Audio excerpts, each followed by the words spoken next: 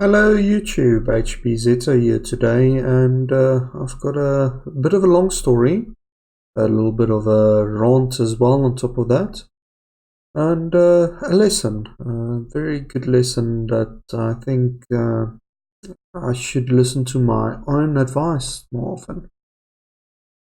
As many of you probably saw, I just did a live stream a few minutes ago, and this is actually just to cover exactly what I spoke about in the beginning. Originally the idea was just to grab that and just edit the video, that little segment I had the rant in, and then repost that. But unfortunately, I'm an idiot. I didn't check my mic settings before I started streaming, and quite literally my mic was set to telephone quality. I'm not joking. Let's see if I can actually show you guys this. So I'm just going to go into sounds and let's minimize this so you don't see that. Go. Let's go here to second screen.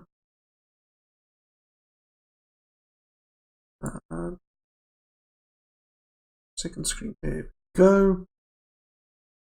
Go into recordings, Blue Snowball, and I had actual setting here at one channel, 16-bit, 8000 Hz, telephone quality. Oh my, what a terrible setting to actually use. Nonetheless, that has been rectified. That has been fixed. Let's get the full screen camera going here again. There we go. And yeah, as I just said, it's been a terrible 2 weeks, and I'm going to start at the very beginning. It is going to be a little bit of a rambling sort of thing, because I need to sit down and talk about this, and a lot of things has happened, and I think it's a nice little story, a nice little journey. And I thought I'd share it online. So it all started when I did this computer upgrade, and I spent a lot of money. I spent at the time 7,000 Rand. It was basically savings, proceeds I made from YouTube and Patreon over 2 years. A lot of credit card debt, which I'm, thank goodness, for the company I work for, I'm paying it off this month at least. They paid us bonuses for the first time in a year and a bit, so we got our 13th check plus a little bit of a bonus. And before everyone says, "Oh, 13th check, that is a bonus," no, it's not. It's literally there as a stopgap for December for all of the extra money you had to spend on other things over the course of the year to throw back into that. If you get a 13th check, you hardly ever see the money, but nonetheless. Very expensive upgrade for me. It was a bundle that I got from EveTech. It included a Ryzen 3600 CPU, a CPU I really wanted, fantastic reviews, fantastic benchmarks for editing, for live streaming. That's the sort of stuff I do on this channel with all of you guys. Even though, as you can see, my lighting is still terrible, and I'm working on it. It's getting better. It's probably gotten a little bit better since the last video. Nonetheless, because it's small little steps and progressing a little bit, it'll be a little bit better. So I purchased it from them. It took about a week and a half, 2 weeks, just for them to actually get the items that I purchased to me. Out of this was 4 days, literally, to just clear an EFT. It's a very long time, and it's not great. But I did a lot of research into the company. I thought they were trustworthy. Lots of mixed reviews on My Broadband and all sorts of other sites, but for the most part, I thought to myself, you know what, I'm an IT administrator. If this fails, hardware failure, I'll be able to spot this. I'll be able to take the motherboard out if it's through a local shop, and we can just go to a distributor and have it out. It's not that simple. It didn't turn out to be that simple. But nonetheless, I got this bundle. I installed it into my system, and you guys have seen the live streams. Like literally every single live stream, after an hour, 2 hours, randomly, it'll have like 20 seconds of stuttering. The system will just stutter. You'll hear the sound clip out. and things like that, and it's not great. I should actually go into the motherboard that I've got with it, which is a MSI X470 Pro gamer. Normally I don't buy gamer motherboards, but these days if you want a good motherboard you have to get a gamer one. It's a thing you do. Also came with some Corsair memory. I bought a 16GB kit, 3200 megahertz, because to get the best performance out of a Ryzen you need above 3000 megahertz, and it starts topping out at 3200 megahertz, so it's a good kit. It does have RGB. I'm not a huge fan of RGB. So anyway, got this, fitted it. First problem was the stuttering, but during the course of installing drivers, there was something off this motherboard. If the system posted from power off, because I am very skittish about my computers and stuff, I unplug them. So it's a cold boot. I make sure that if it's unplugged, I don't have insurance. If lightning strikes, my system is fine. Nonetheless, on cold boots, about 1 out of every 2 cold boots, or 1 out of every 10 boots total, what would happen is the system would start up, you'll open up either Firefox or Streamlabs OBS or Minecraft, and my second monitor would just like blank out. And I noticed this the moment I installed the drivers. Initially, my thoughts of this was simple. I've got a Ryzen 3600, brand new series. Ryzen driver support and BIOS support isn't going to be where it needs to be with this. So I thought, great, I'll just go make sure my driver's up to date. I installed the MSI driver update utility that automatically checks and automatically updates. It does its little thing. And I decided to update the BIOS. And this motherboard absolutely hated BIOS updates. And there's been 2 since I've gotten it. Every single time I upgraded the BIOS, the system would not post. It'll post to a black screen. It'll just refuse to post. So normal debug things, go clear the CMOS. Doesn't help. It has a little clear CMOS button, you press it, doesn't help. It has a clear CMOS jumper. You short it with a jumper. It's gotten to the point where I actually keep my little jumper on my desk. You stick it in, doesn't help. Take the GPU out, put another GPU in, doesn't help. With this debugging process, after like unplugging it for like an hour or 2 hours, not removing the BIOS battery so it doesn't clear the BIOS at that stage, suddenly it just jumped back to life, and I thought, oh great, I must have done something wrong with the BIOS update, or it didn't like the original settings I had in the BIOS when I did the update, or something along those lines. And what can you do? These things happen. Problems I described earlier progressed exactly the same, nothing changed. With the latest BIOS, it looked like it was slightly more stable with the actual stuttering. It only started stuttering after 2 hours and 45 minutes, more or less. But it was still there. It was terrible. So we had this podcast that we were going to do last week, Saturday. Unfortunately, Eskom announced on Friday they're starting to load shed on stage, I think it was stage 8 or something, no, stage 6. They're doing stage 6 load shedding. Now, for the international viewers that like watching my content and stuff, load shedding basically is when the electricity company doesn't have enough power to provide to public. So what they do is they switch off certain regions, certain times of the day. They send out a schedule for when you can expect this, and they turn off your power for about 2 hours. And this can happen 2 to 3 times a day. And if it's stage 6, it's going to be more.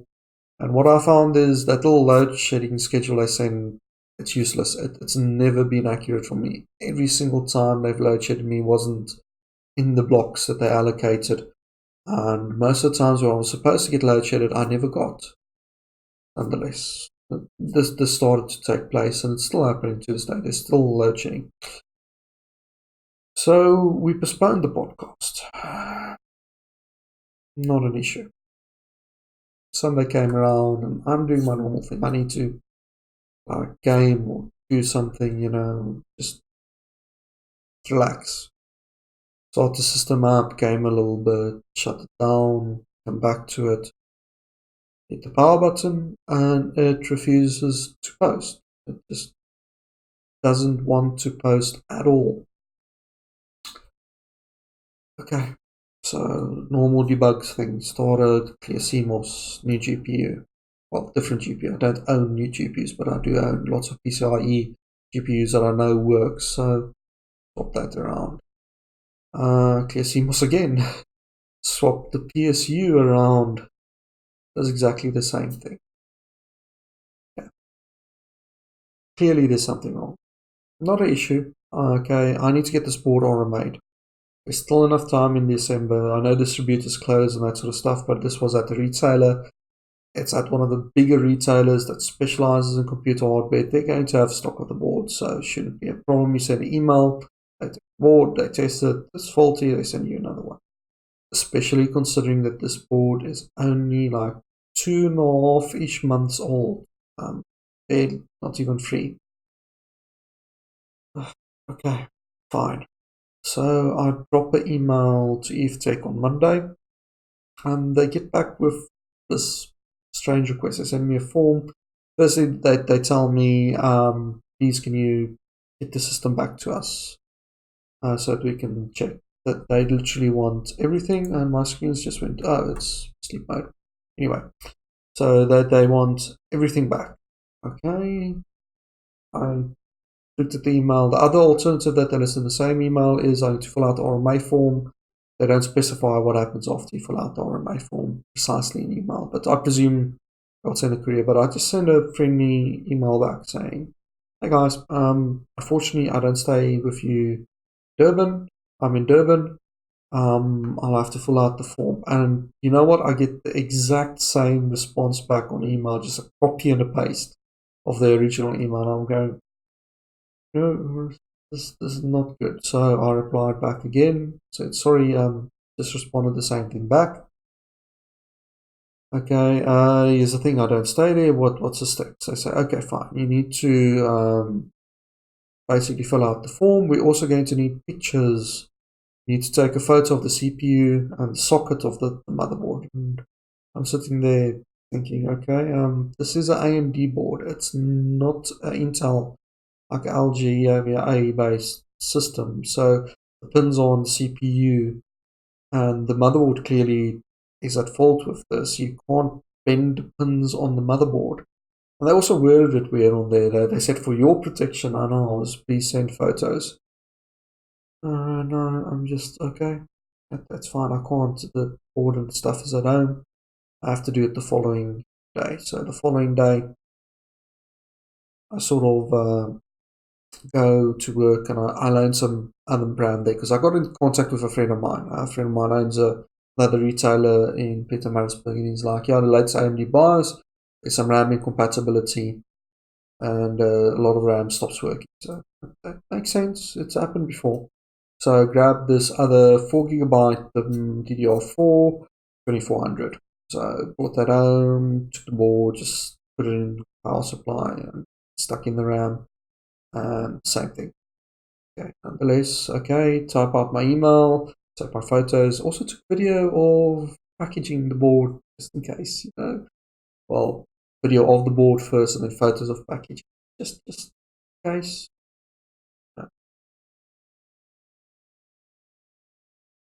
So now send that through, didn't get a response on Tuesday. On Wednesday, I sent through email, hi, didn't get the response, you know what, let's just try and phone them. Turns out their phones are offline. Their phones, you phone it, you get a pre-recorded voice message saying if you want support, send us an email. If you want sales support, send us a sales email. Basically, they're not taking calls at all. If you're following me on Twitter, that's when I wrote that little message on Twitter for them. and I basically got a response back that due to load shedding and storms in Centurion. Now I'm from Centurion. Arini was the previous home that I stayed at. I grew up in the Reeds. I know Centurion really well. I know where EveTech is located, and Centurion did experience flooding, but it was like Centurion Central. I don't think it was anywhere near EveTech's offices. Nonetheless, it's plausible that could have happened. And on the tweet, it would say, if you want speedy service, or if you want to speak to a manager, email the manager as well. So, following day, send the whole thing over again. CC'd in the manager. Within hour, got a response back with a Weibull. They're going to go fetch my motherboard. In the interim, I checked the site, and the site says they're closing on the 21st. And I know that this Monday, today is the, let's see, it's the 13th today, Friday the 13th. And this Monday is public holiday. I know the distributors are closing. That sort of thing happens. So nonetheless, I'm panicking. I'm really freaking out. So I start emailing my supplier and the distributors. Now, MSI is distributed in South Africa through, what do you call it? It's through Mustech and TVR. Those two. I need to get this rectified. Spend a lot of money on this, and this thing doesn't post. They get back to me. I got the email back from all of them today. It took a few days, and basically their words were that serial number isn't on their database. Now, those are the official distributors for MSI South Africa, so if the board didn't come through them, where did it come from? It's a possibility that it's an approved import or a direct purchase from MSI. I have my doubts. It's a possibility it's a grey import. It's a possibility it's a parallel import. I don't know, and there's no way to actually answer that. We'll have to wait and see when the board gets returned to me and see what's going on. Basically, they're going to be closed until the 8th of January, and there's no way that they're going to get this done in time. RMAed has also emailed me, the courier company that they decided to use, that they terribly sorry for the inconvenience, but they're only going to be able to get the package to the distributor or to EveTech by Tuesday. Yes, it gives EveTech 3 days. Tuesday, Wednesday, Thursday. Maybe if they ship it out Friday, I doubt it's the last day they're open that they'll do any shipments. And RMAed and that process, there's zero chance. And my leave is coming up, so I can't spend December without my main PC. I also work from home. While I could take my work laptop home, it's just much better to use my main PC. So I'm freaking out. Lessons were learned. EveTech was cheaper. They were about 300 Rand cheaper than the distributors. I still can't fathom how, unless, well, like I mentioned before, where that motherboard came from. Yeah, so now I'm sitting with this. What I decided on doing in the interim is I spoke to my supplier. Now, my supplier buys from the distributors at a little bit of a percentage. In return, what we get is we get one contact person we can contact if anything goes wrong. He literally sends out a guy the same day. He takes it in and he gets it exchanged and swapped or handled. I've never had this much issue with him. He's a fantastic guy. I contacted him on Wednesday just to get a quote. I approved the quote on Thursday morning. I sent through the email in the morning. He arranged for his guy to go fetch it from Electron, bring it to me on the same day. As soon as my payment cleared, instantly he got the confirmation and he just sent it like you're supposed to, your business. And I decided to get this expensive. It's 2,000 Rand, 1,950 bucks I paid for this. and this is a Gigabyte B450 Aorus Elite. It's a downgrade from the MSI X470 that I had before. Doesn't have as good a layout. You can't use all the SATA ports if you've got a NVMe drive installed. It's not as good a board. Okay, if the other one was perfect, it would have been better. It would have blown the socks off in terms of features compared to this. Why did I go with this board? It's a Gigabyte board, and it's from Rectron. And Rectron is a company that I've dealt with many years, especially Gigabyte boards from them. At one stage, when they were selling Gigabyte boards, it comes with a 3-year guarantee, and it included lightning damage. You would literally take this lightning damage board to Rectron, back when we were buying directly from distributors, not going through anyone else. They would go, disassemble it, test it, go to the back if they have stock, and they'll just go, yeah, here's your replacement, here's some forms, sign these forms, get it sorted, and you're in and out. That's the sort of service that you really needed. It was a fantastic process, and I'm sure they're very similar today. I've heard some rumors that it's not instant anymore, but it's still extremely quick, and the stock levels are dependent.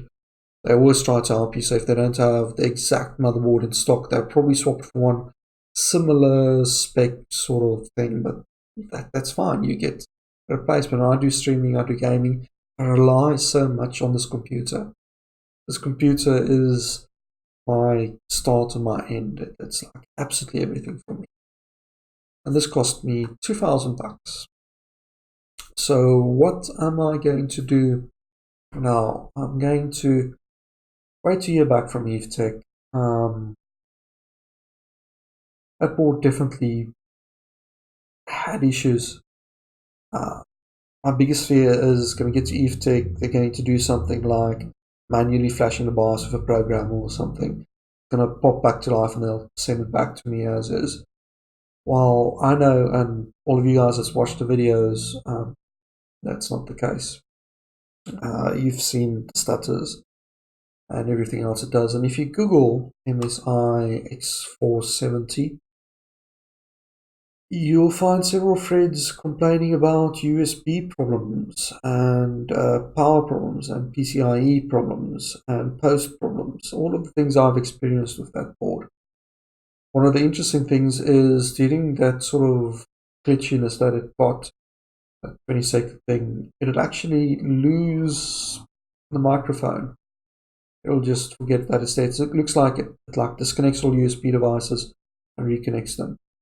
I think that was my red herring. That was my brain going, oh, this must be drivers, because that's normally a sign of drivers. It was that motherboard. I tried the newest drivers. I tried uninstalling drivers. I tried reinstalling drivers, reinstalling Windows.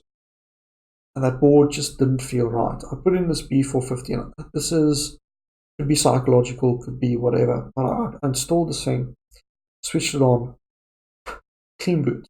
Perfect. Fantastic.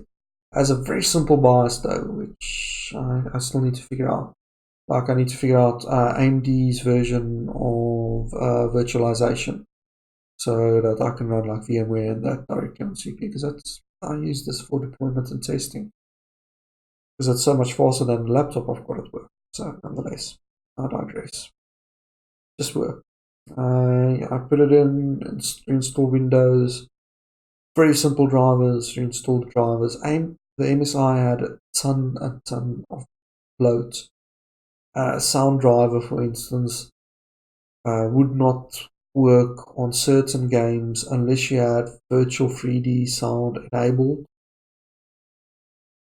No idea why. This one just works. It's a Realtek. Yeah, I know, crappy Realtek. The other one is ESS. ESS has gotten a lot better. They're now quite popular, quite robust.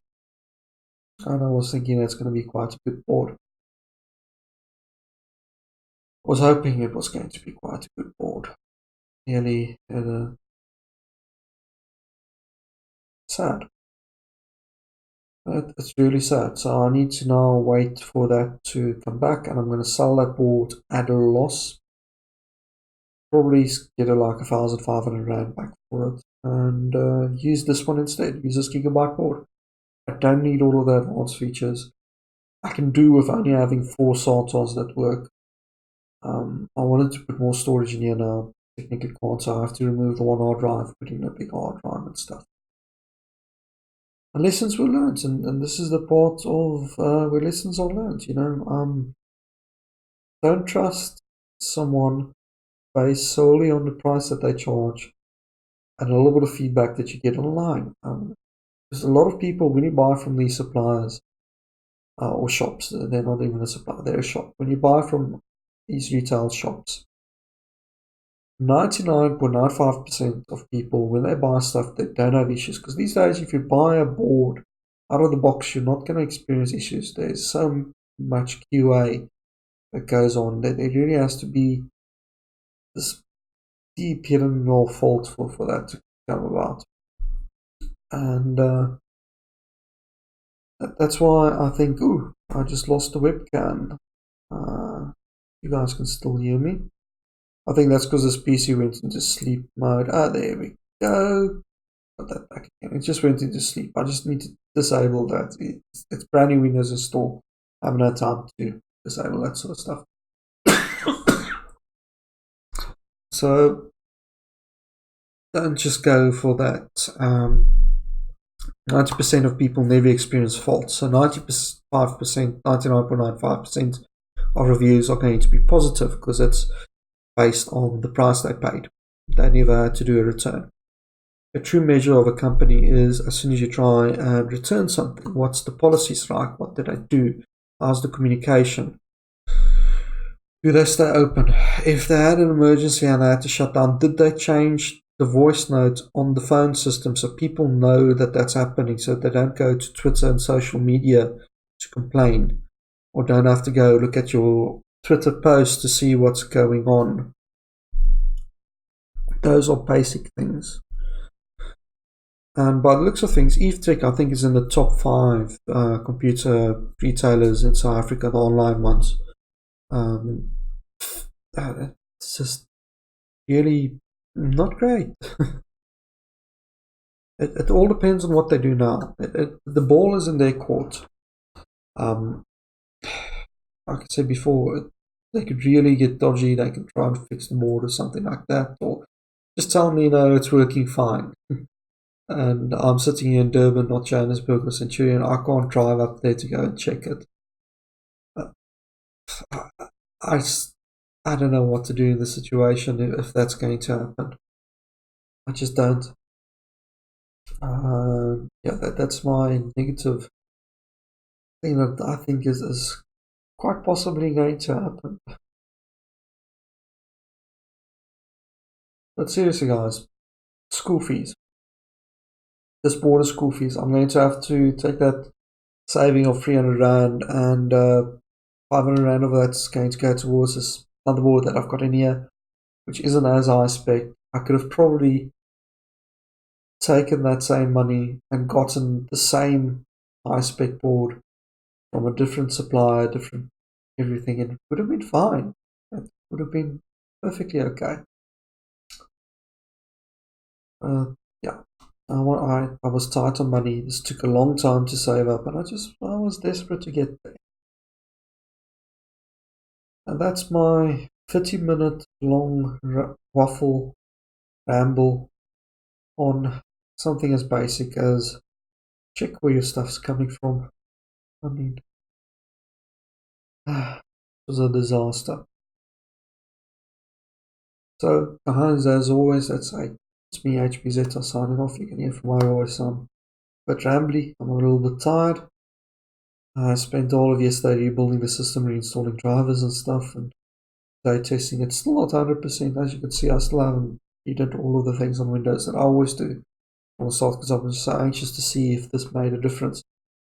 If this board was stable, which it is, it's more stable than anything else I've got. I've had. Yeah. Oh, and I will probably never ever get MSI board again. Just never get it. Yes, guys, I might have some of the days and times wrong a little bit, but that's just because I'm tired and I'm working from memory. But as always, hope you guys have an awesome time. Cheers.